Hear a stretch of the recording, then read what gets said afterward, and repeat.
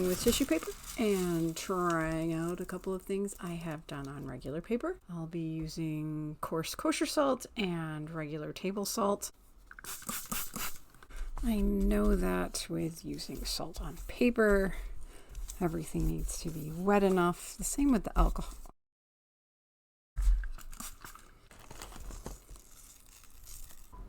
Just coarse salt on the first one, more water on the second one, and just table salt.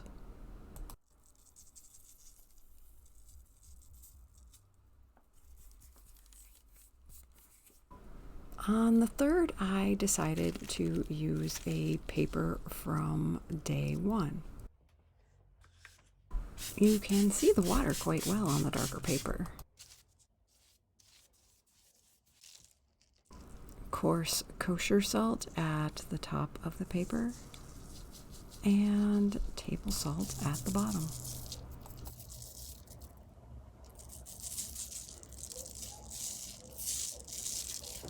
After everything is all dry, we brush off the salt.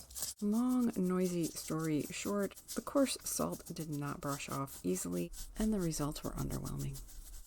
Table salt was easier to brush off, and you could see the effect. Both the coarse and regular salt on the double layer of paint sheet brushed off relatively easily and left an interesting effect. I'm wondering how much more dramatic it would be with more contrast between the two layers of paint. I might try this one again now that I've learned a little bit more about it. That looks kind of neat. Though I think I'd avoid the coarse salt, unless maybe the paper was wetter. Now it's time for some black and transparent experimentation. Mars Black Liquitex Basics Fluid Acrylic is a darker black than my ivory black, and darker is what I needed for this. I saw someone on YouTube using a piece of black painted tissue paper with clear areas, and I wanted to try it too. I believe it was Jackie Schomburg-Meinen. The gel plate seemed to me to be the best way to try and recreate the look. I covered my gel plate with black and then used a color shaper to draw lines into the paint. I'm not really used to using silicone color shapers, and I did find that pushing the paint worked better than pulling. And I did remove a lot of my going back over things to try to make them neater, because that would have been really longer and boring. I didn't think this narrow shaper had much of an effect. I didn't think it had removed enough paint. I really doubted I had clean enough lines to work effectively, and I did use a damp shop towel to make a circle and clean up some areas. Further clean up some areas, I guess I should say. Despite my doubts, I tried a pull with some regular tissue paper. And if you're one of those people who enjoy the sounds of the paper, I apologize. I had to cut it out of this section because you could hear music in the background and copyright issues and all that. It definitely came out better than I expected. So here's a kind of bonus, because this isn't a transparent and black sheet. I decided to pull what was left with some Liquitex Basics Light Pink and some Liquitex Matte Medium, which led me to the oops that became my next collage paper. Paper number 7, another black and transparent. Not so much this one, but as often happens, I had gotten too much paint on my plate. So I brayered it out again and applied a sheet of tissue paper I realized was wrinkly, but didn't realize how wrinkly I would put it down on the plate. It turned out to be a happy accident. Because look at the lines in that. That I knew I needed to experiment with some more. So I did. And as I said, this became collage paper number 7. Collage papers 1 through 4 were in my first 100 Day Wednesday video last week. They were how I typically paint my tissue paper, asymmetric writing, and floating lines, both of which are like this week's black and transparent. And number 4 was alcohol, which, as I mentioned at the beginning of this video, was something I had tried on regular paper, but not on tissue paper. If you are interested in watching any of those, there will be a link in the description to week 1. You may have noticed in these black and transparents when my paper got shinier, that's when I switched to wet strength tissue paper. I was having particularly good success with my smaller gel plate, which is 5x7. And I think working with all the wrinkles, that may be what I'll focus on in the future. This may be my favorite of the black on transparent pulls. This webby, shardy look we have going on with these. I love it.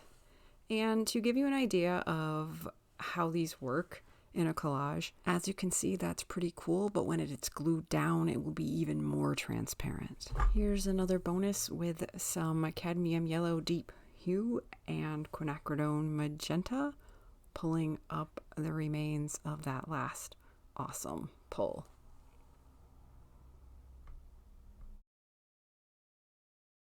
And now we are on to collage paper number 8. Have you ever watched someone do something on YouTube and a few weeks later decide to try your own version with what you have and what you remember and film your attempt? That might be mostly a me thing, but thank you, Froyle Davies, for the inspiration. I remembered that plastic is important. I had some report covers, wet strength tissue paper, and some acrylic ink in several colors. Also, my handy dandy spray bottle to spread the pigment with water. I helped move things around too and added some more color.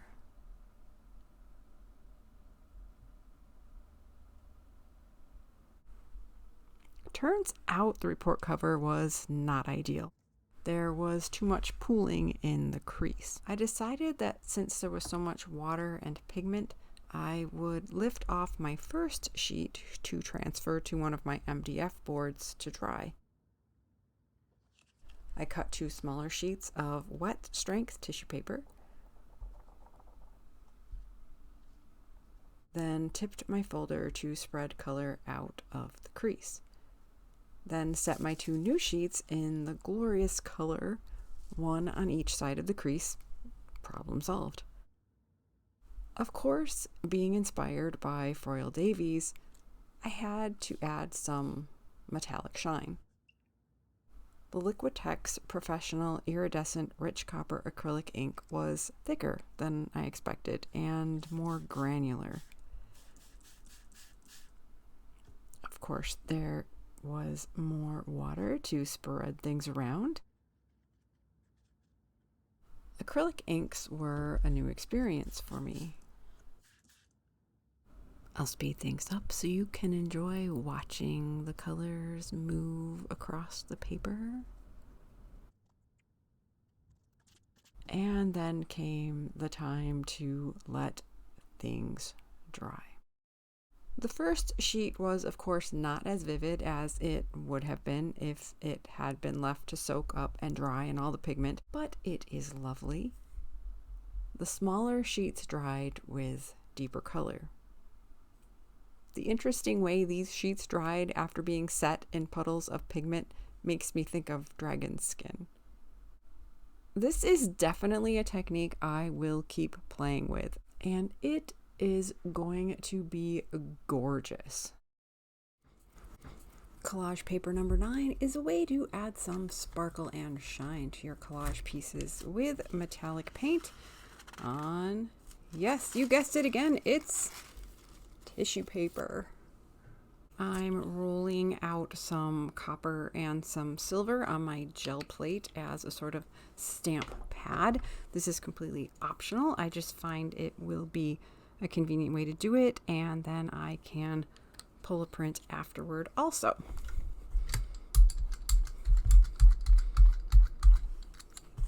There are any number of things you can use for stamping around your house.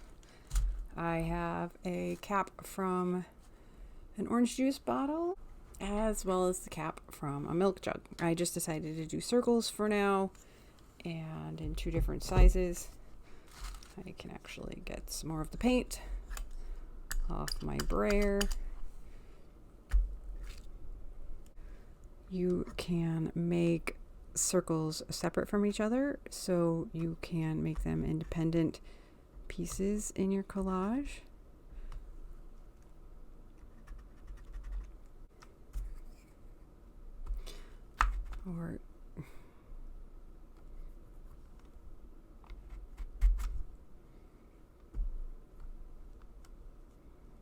Or you can overlap them to create an interesting design. So again, this wouldn't have to be metallic. It could be anything you want to stamp on your tissue paper that would be fun to have floating in a finished collage. Silver may not have been my most visible demonstration choice, but let's check out how this silver circle shows up on a dark background. This is Liquitex gloss medium. I would apply it on the collage and to the tissue paper so you can get an idea of how the tissue becomes more translucent. And there you go. Silver circle. Collage paper number 10. Tissue paper, stencil, modeling paste, and a small palette knife to create some more interesting texture that you can have on hand to add to a collage. Just sort of float it on your surface. Modeling paste can also be tinted with color. I haven't done this before. I think I'll put a little bit over here so as not to end up with too globby on my surface as I figure out the best way to do this. So I'll take a little bit, and I don't want it to be perfect. Sort of have edges that sort of vanish, and wow, yeah, using the white on the white on the white may not be the best way to see this.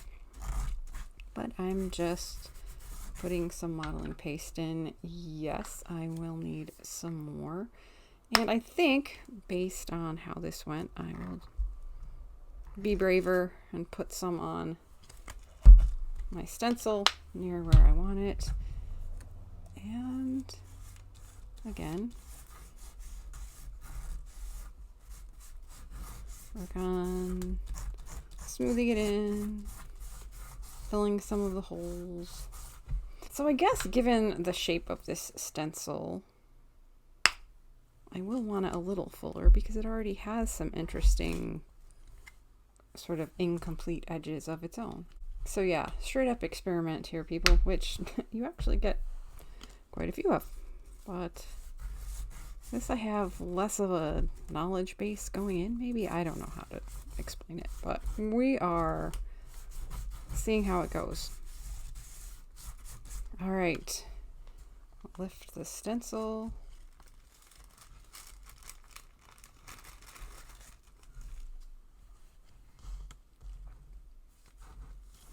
And yeah, I probably could have filled that in a little more because, as I said, this already has incomplete edges worked into it.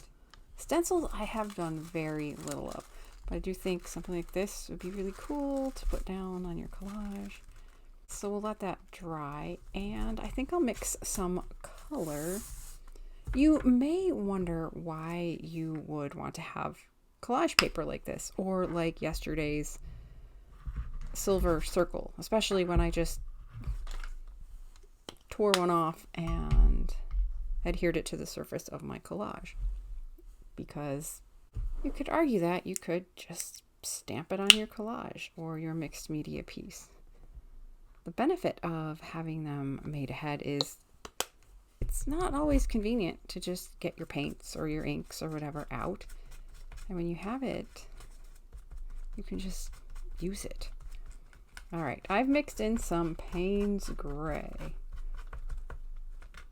As I mentioned in the first video, I typically use Payne's Gray instead of black when I mix paints in my limited color palette. But when I want black, I want black. So we will take our lightened Payne's Gray. And yes, it is easier to see. This might not be the ideal palette knife for this when I have it on the top instead of on the bottom. But yes, I am definitely underestimating the amount of texture paste I need each time. I'm always afraid of wasting things.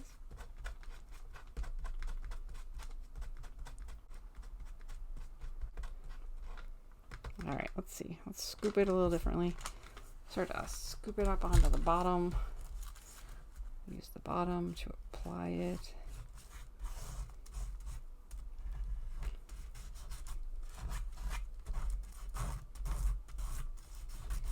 So yes, again, my flaw is not really having enough. Ooh, we can get some extra off there and, oops. All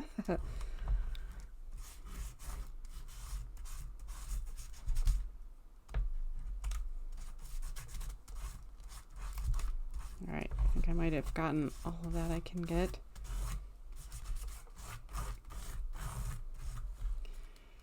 And let's see the results.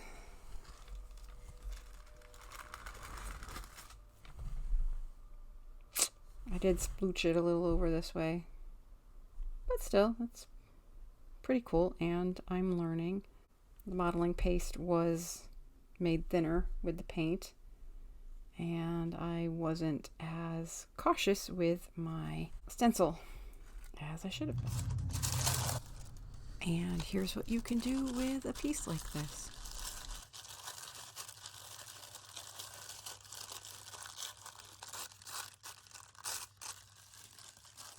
This is matte medium beneath and over the top.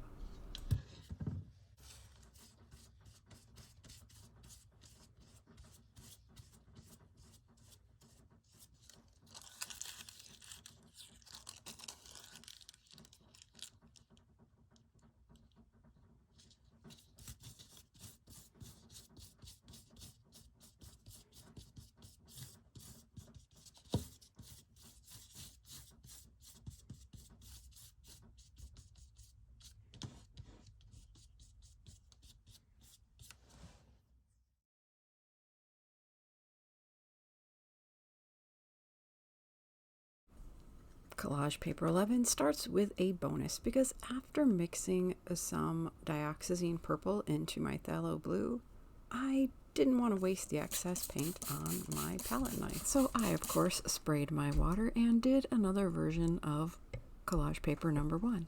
But instead of my big paintbrush, my palette knife. And I think it came out pretty cool. Stamping circles like collage paper number 9's metallic rings is kind of addictive, and the paint can also go on more smoothly. I'm going to try and experiment with a very wet piece of paper and a very wet brush on MDF. That was my first attempt using my smaller gel plate as a sort of stamp pad.